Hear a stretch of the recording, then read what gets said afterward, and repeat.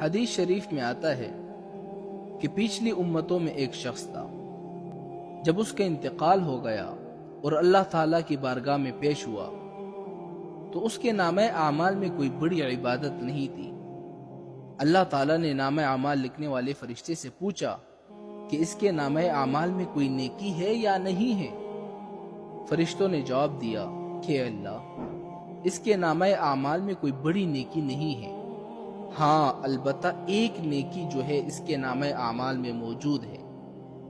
وہ نیکی یہ ہے کہ جب یہ کسی سے کوئی مال خریدتا تو مال بیچنے والے سے جھگڑا نہیں کرتا تھا، بس جو پیسے وہ بتا دیا کرتا تھا تو یہ پیسے ادا کر دیتا تھا۔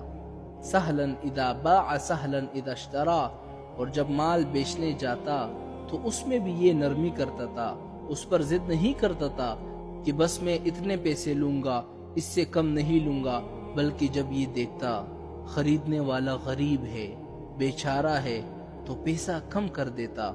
اسی طریقے سے اگر اس کا قرضہ دوسرے پر ہوتا اور یہ دیکھتا کہ یہ اپنا قرضہ ادا نہیں کر پا رہا ہے تو یہ اس کو معاف کر دیتا تھا کہ جاؤ میں نے قرضہ معاف کر دیا ہے۔ اے اللہ، بس اس کی صرف یہ نیکی اس کے نامہ اعمال میں موجود ہے۔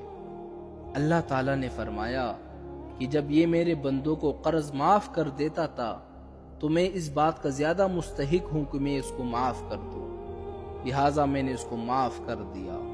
اس بنیاد پر اللہ تعالیٰ نے اس کی مغفرت کر دی۔